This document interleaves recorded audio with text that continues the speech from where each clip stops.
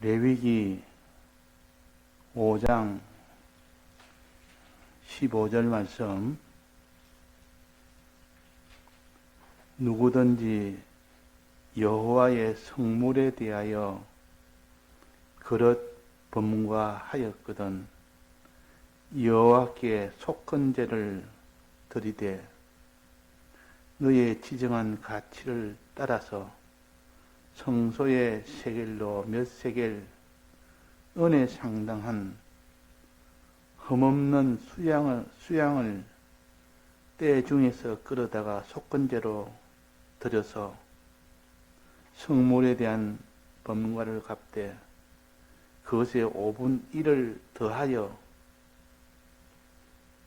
제사장에게 줄 것이니 제사장은 그 속건제의 수양으로 그를 위하여 속한 적 그가 사함을 얻으리라.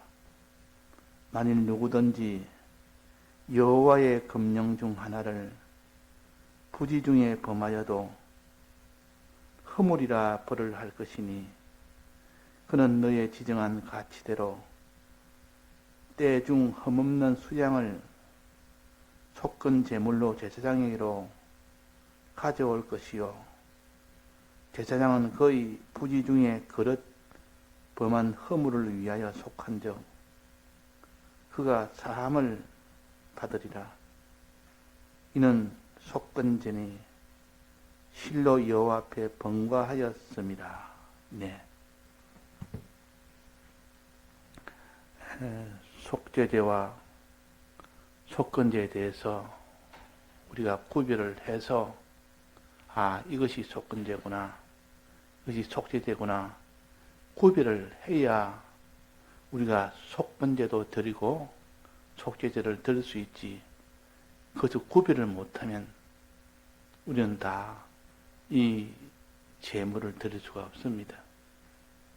그 당시로는 예물을 가지고 직접 드렸지만 지금은 예물이 필요가 없습니다.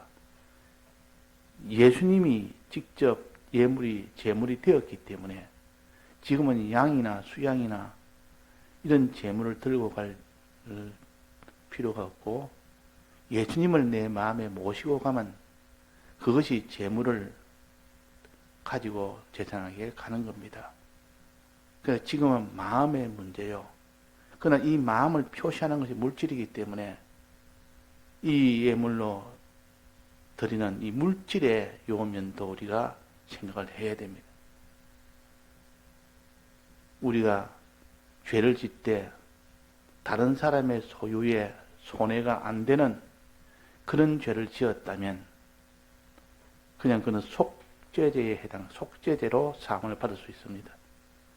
그러나 다른 사람의 이 소유나 물질에 대해서 소유를 끼치게 됐다면 그는 반드시 속죄제로 끝나는 것이 아니라 속건제도 함께 드려야 됩니다.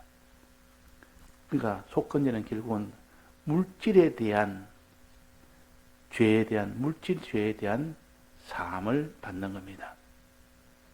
그러니까 물질만 손해 보인 것에 대해서 사함을 받을 때는 속건제라 그러고 물질죄와 사람이나 하나님에 대해서 이렇게 큰 해를 끼친 것은 이건 속죄제도 드리고 그로 인하여 물질이 손해된 속건제도 함께 드려야 됩니다. 그렇지 않습니까? 이때까지 속죄제는 다 하나님에게 범죄한 것, 하나님에게 범죄한 것, 사람에 대해서 범죄한 것, 거기에 대해서 하나님이 그걸 죄로 여기고 그 죄를 정했는데 그 죄를 사해 주는 것이 속죄제요. 속건제는 하나님이나 사람 자체가 아니고 하나님의 소유, 사람의 소유, 그 물질에 대해서 손해를 입혔으면 그 물질에 대해서 다 이게 너는 사함을 받으라. 물질에 대해서 네가 분고한 그 죄에 대해서 사함을 받으라. 그 사함 받는 그 제사가 바로 속건제입니다. 그러면 하나님께서는 그 사람에게 손해를 보이거나 물질에 손해 보이거나 다 거기에 대해서 제사를 지내야 됩니다. 물질에 대한 손해도 제사를 지내야 되지. 사람에 대해서 나는 죄를 지었으니까 저 사람에게만 하면 된다. 하나님께 죄를 지었으니까 하나님에만 내가 회개하면 된다. 그게 아니고 그로 인하여 일어나는 물질의 손해, 사람도 손해 보이지만 그로 인하여 일어나는 물질에 대한 손해가 있다면 그것도 함께 제사를 지내야 된다. 그 말입니다. 그걸 회개해야 된다. 우리는 보통 사람에 대한 죄로 끝나지 않고 사람에 대해서 뭐 내가 죄를 지었으면 그 사람의 물질도 함께 손해가 되는 것이 대부분입니다. 그래서 속죄죄는 결국은 사람에 대한 건 하나님에 대한 죄인데 물질의 손해도 함께 들어오는 것이 거의 대부분이 특히 사람에 대해서는 그렇습니다. 그 사람에게 해를 끼쳤으면 해 끼치는 그것만 몸에 해 끼친 것만 아니라 그로 인하여 물질의 손해를 입히게 되는 이런 일이기 때문에 그래서 속죄죄에다가 항상 속건제가 붙어 있는 겁니다.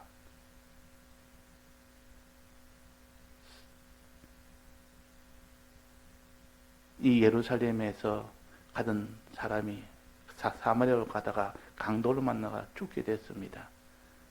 죽게 됐으면 그 사람의 몸만 손해본 것이 아니라 그로 인하여 당하는 그 몸의 치료까지도 하려면 비용이 얼마나 듭니까?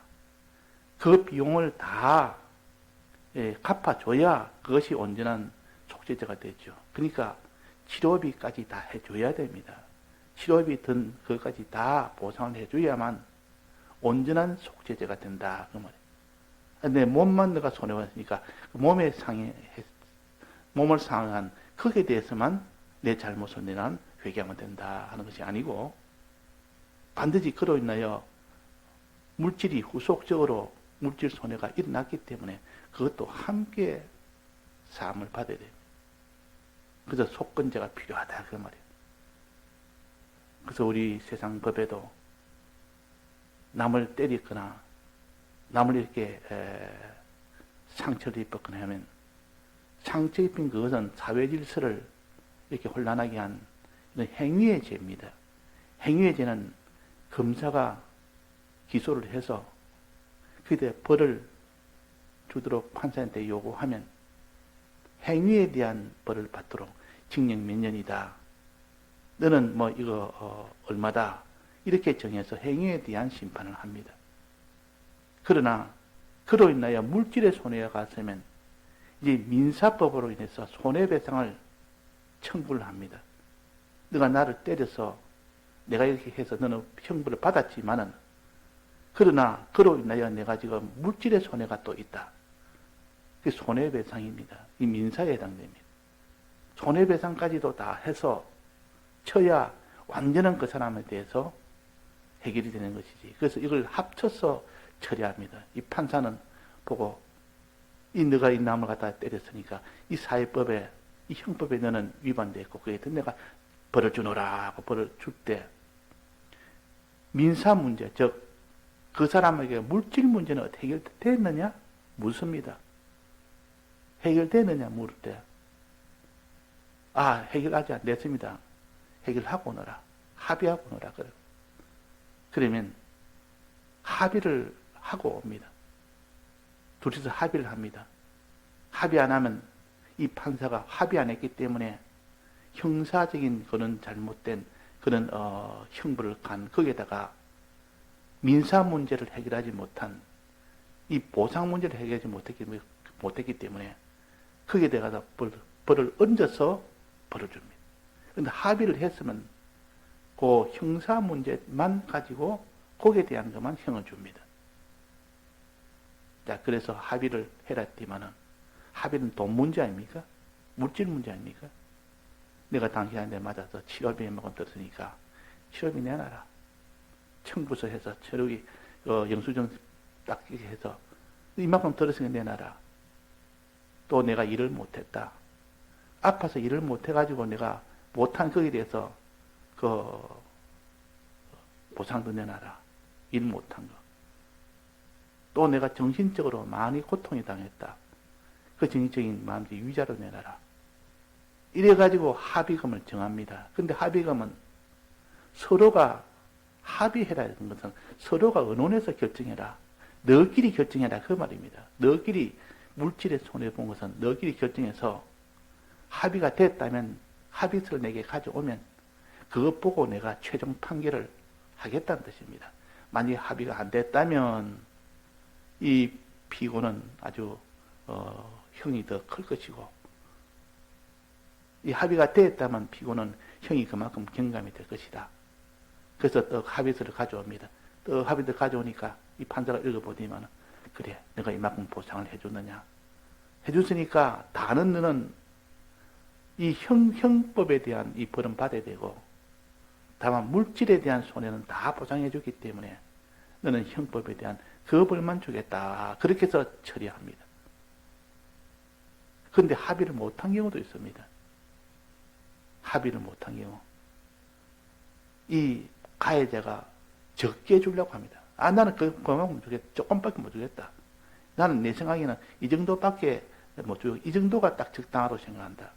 그래서 나는 100만 원 주겠다 이러는데 그 상대방은 500만 내놔라. 나는 500만 내놔야 그것이 보상금으로 손해배상금으로 나는 인정한다. 그래서 서로가 의견이 안 맞는 겁니다. 너무 많이 불러서 문제가 되기도 하고 가해자가 너무 많이 적게 주려고 그러고 이 피해자는 많이 받으려고 그러고 그것이 합의점이 도달 안 되면 합의가 깨져버립니다. 깨져버리면 어떻게 되느냐? 깨져버리면 그 판사가 보고 합의 못했으니까 가해자는 그만큼 내가 형을 더 주고 피해자는 그 대신 합의금 못 받는 겁니다. 그걸 형으로 떼우는 겁니다. 형부로 떼우기 때문에. 그래서 물질로도 본다면 합의금을 안 내면 가해자는 그걸 안 냈기 때문에 떼지만도 좋지만도 그러나 피해자로서는 손해다 그 말이에요. 그 피해자도 가능한 한 합의를 하려고 합니다. 아, 배째라 나는 뭐 내 형벌 더 받겠다. 나는 괘씸해서 못 주겠다. 차라리 형을 더 받겠지. 더 받겠다.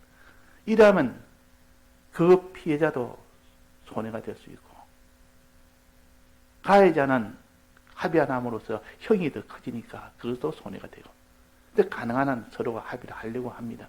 그 나중에는 감정 문제가 되면 이거 뭐 자기 손해 그런 거 생각 안 하고 상대방 이 모든 해를 받도록 하는 그것만 생각합니다. 감정 문제가 생기면. 이 돈 문제가 아니고 이제는 감정 문제가 됩니다. 그래서 합의가 다 깨지는 경우도 많이 있습니다. 그러니까 이런 경우를 하나님은 속건제를 드리고 속죄도도 드리라. 이 두 면을 다 합쳐서 보통 드립니다.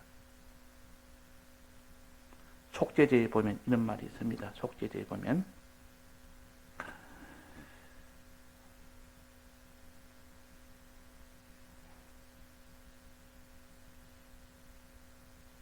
속죄제를 보면 속죄제도 드리고 속건제도 드리라. 그렇게 나온다고 합니다. 속죄제도 드리고 속건제도 드리라. 자, 그렇게 나오는 거 있지 않습니까? 어제도 우리 봤지 않습니까? 속건제와 속건제를 함께 드리라. 그거는 속죄제로 인한 것은 항상 속건제도 붙어 있는 겁니다. 왜? 사람의 손해를 입혔으면 물질의 손해도 항상 뒤따르게 마련이지. 사람의 손해만 입히고 물질의 손해가 없을 수가 없습니다. 그 조그만 이런 교통사고라도 접촉사고라도 하면 접촉된 그 행위에 대한 잘못된 것도 하지만도 그로 인하여 발생된 그 모든 물질의 손해는 반드시 따르게 된다. 사람을 상했거나 뭐 차와 충돌했거나 어떻든 간에 물질 손해는 따르게 되는 겁니다. 그래서 속죄제를 드리고 난 뒤에 속건제도 함께 드려야 됩니다. 어느 것부터 먼저 드려야 됩니까? 속건제부터 먼저 드려야 됩니다. 물질 문제를 해결하고 최종 마지막에 합의서를 가지고 가서 이제는 최종 하나님 앞에 이 속죄제도 함께 드리는 겁니다. 자, 이는 물질 문제에 대한 그런 속건제를 우리가 예사로 여기기 쉽습니다. 나는 하나님 앞에 잘못된 거 회개하면 되지. 저 사람하고 원수가 지어가지고 이제는 저 사람한테는 안 하고 하나님 회개했다. 이렇게 하는 사람이 있다고 말이에요. 이렇게 하는 사람.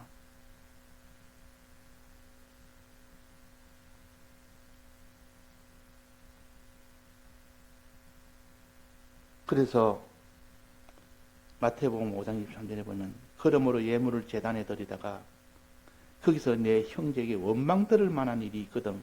있는 줄 생각나거든. 그 형제에게 원망 들을 만한 일이 생각나거든. 즉 하나님 앞에 내가 이 죄 때문에 내가 사함을 받으러 하나님 앞에 예물을 드리고 가져왔습니다. 하나님 앞에 내가 그 사람 앞에 원망 들을 만한 일이 있느냐 없느냐. 물질 보상은 해줬느냐 그 말이에요. 물질 보상도 안 해주고 하나님 앞에 내가 이 잘못을 회개한다고 나가는 그런 경우가 있거든. 먼저 가서 원망 들으면 있거든. 먼저 예물을 제단 앞에 두고 가서 형제와 화목하고 그 위에 와서 예물을 드리라.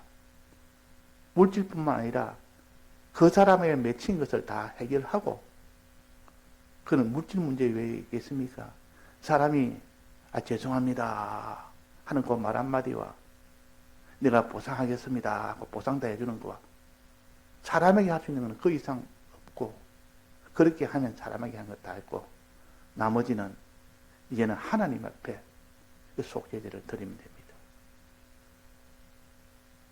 그러나 그 사람이 하나님 앞에 예물을 드리면서 사람한테는 이 마음이 아직 돌아서지 않아서 하나님 앞에 내 회개한다면서 사람에게는 아직 앙심을 품고 미안합니다 소리를 안 하는 겁니다. 잘못된 소리를 안 하는 겁니다. 또 물질 보상도 안 하는 겁니다. 그러면 재판관이 보고 아니다. 너는 아직도 사해줄 만한 그런 상태가 아니다. 그래서 예물을 제단에 두고 너는 형제와 화목하고 그 후에 와서 예물 드리라. 순수가 그런 겁니다. 속건제부터 드리고 와서 물질 문제나 그 사람한테 사과 문제나 잘못을 인정하는 사람 앞에서 인정하는 그 문제나 이것이 다 있고 난 뒤에 그 다음에 하나님 앞에 와서 하나님이요 내가 잘못했으니까 예물을 받아서서 하면 그 예물을 받습니다. 재판관 앞에 합의서 없이 본인과의 확인서 없이 합의서가 없으면 이 재판관은 너는 이 사함을 온전히 줄 수가 없다는 거죠. 그러니까 법대로 그대로 심판하는 겁니다. 그런 것처럼 우리가 하나님 앞에는 딴지 속문제를 드립니다. 이 성물은 하나님에 대한 소유요. 하나님의 전용 소유 아닙니까? 그래서 이것도 속건제를 드려야 됩니다. 똑같은 이치로. 다른 사람에게 남의 것을 불법으로 가진 것, 남이 잃어버린 것을 자기가 불법으로 가졌든지, 그 사람에게 맡은 것을, 전당 잡힌 것을, 또 그 사람의 것을 강도짓을 해서, 또 나라의 돈을 횡령해서, 그렇게 해서 자기 것으로 이렇게 삼은 사람, 이거는 물질에 대한 손해를 입힌 거 아닙니까? 이건 속건제를 드려야 됩니다. 이 속건제 드려야 된다고. 물질의 손해 하나도 하나님 앞에 우리가 이거 죄가 됩니다. 이걸 안 갚으면 다 죄가 되기 때문에, 그래서 물질에 대한 이 사함을 받는 제도가 속건제라. 이 이치를 가져야 우리는 압니다. 그 속건제 드릴 때는 반드시 손해된 물질의 원물부터 갚습니다. 갚을 때 원물. 내가 저 사람 양을 한 마리 손해봤으면, 죽였으면, 소를 한 마리 죽였으면, 저 사람이 종을 죽게 했으면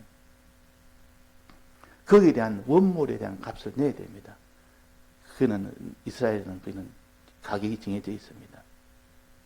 종 한 명 값이 30세겔, 또 소 한 마리 값이 몇 세겔, 딱 정해진 그 값을 치러야 됩니다.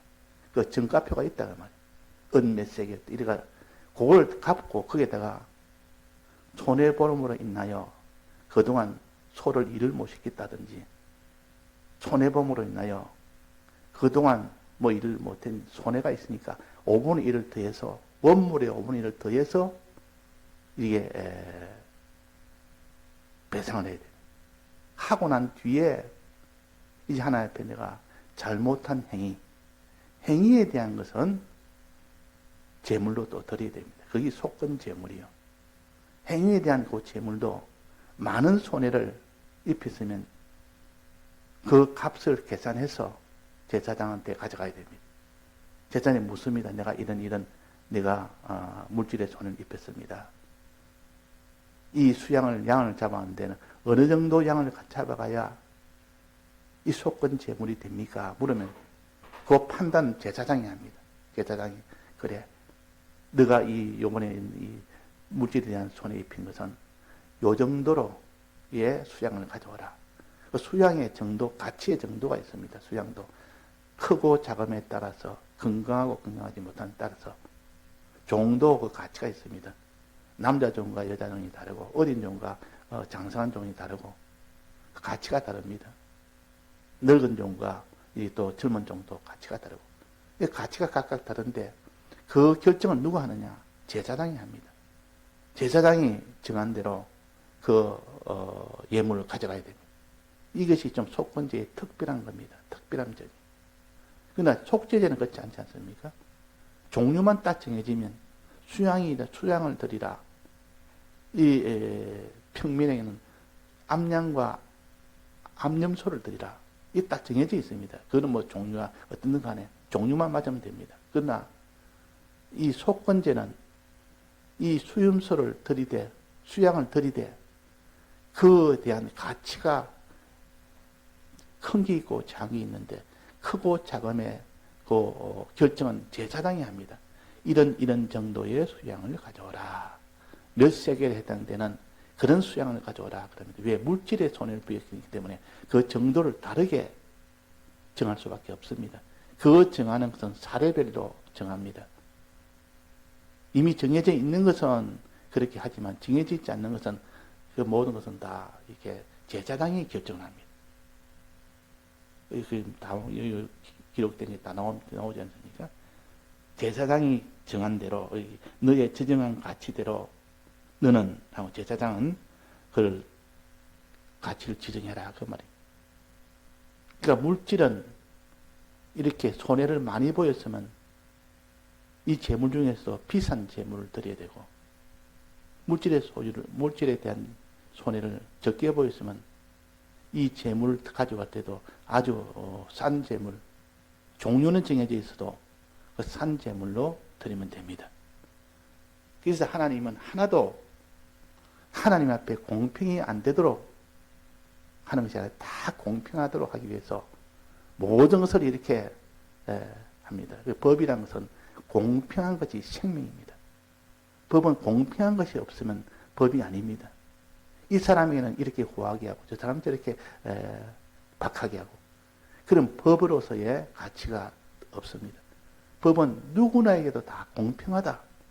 이게 참된 법이요. 하나님의 법은 공의의 법이라 잘못한 것이 있으면 벌을 받고 잘못한 것이 없으면 벌을 안 받고 많이 잘못하면 많이 벌을 받고 적게 잘못하면 적게 벌을 받고 물질까지 손해봐서 물질까지도 다 이게 대해서 배상을 하고 이게 공평의 도 아닙니까? 이런 공평의 도가 있기 때문에 우리는 억울함이 없는 겁니다. 하나님은 우리에게 억울함을 주지 않기 위해서 공의의 법으로 다스립니다. 근데 문제는 자기에게 그런 해를 받아야 될, 자기가 벌을 받아야 될 때는 그때는 차라리 법이 없었으면 좋겠다 하고 이 불공평한 그런 마음을 가집니다. 내가 그런 화를 당하면 내가 자기가 죄를 지었으면 내가 죄를 지었으니까 내가 당연히 벌을 받아야지 이렇게 하는 사람이 없다 그 말이에요. 내가 죄를 지었으면 벌 받았다. 이 벌을 안 받으면 좋겠다. 하나님의 공의가 없었으면 좋겠다. 남이 그러면 어떻게 합니까? 반드시 하나도 빠짐없이 공평하게 하십시오. 이 법대로 하십시오. 이 사람 속에는 이렇게 공의의 법도 있고 자기가 면하려고 하는 자기는 공의를 벗어나려고 하는 그런 마음도 있기 때문에 하나님은 공의의 하나님인 동시에 그래야 나라가 서고 법이 서는 겁니다. 동시에 또 하나님의 긍휼을 구하는, 하나님의 법대로 하지 않고 법을 잠시 유보시켜서 법이 없는 것처럼 해달라고 긍휼을 구하는 겁니다. 하나님은 그래서 노하기를 더디하는 하나님이신 동시에 인자가 많은 하나님이라. 또 공의로운 하나님이기 때문에 이 두 가지를 잘 조절하는 것이 속죄제와 속건제입니다.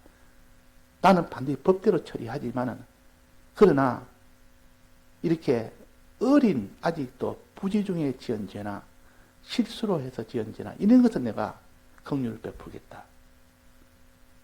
이 공이면서도 사랑 아닙니까? 이 하나님이시오. 이 세상 법도 그런 겁니다. 거기다가 차등을 두어서 이렇게 해야 그게 올바른 법입니다.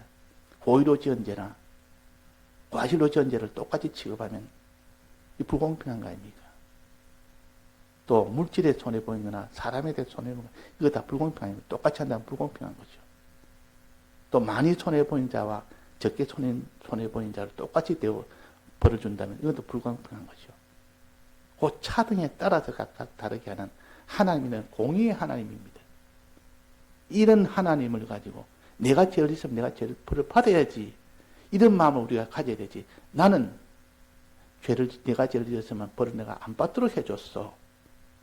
저 사람은 죄를 지었으니까 벌을 받도록 하소서. 이렇게 하는 것은 우리 사람으로서는 옳은 일이 아닙니다. 내가 죄를 지었으면 내 죄를 벌을 받게 해주시고 저 사람 죄는 용서해 줘서, 이래야 그 사람의 양심이 살아있는 것이요. 근데 우리가 다 그 반대다란 말이에요. 남의 죄는 정죄하고 자기 죄는 어떡하든지 벗어나려고 그러고. 다 같이 통성으로 기도하시다가 자유하시겠습니다.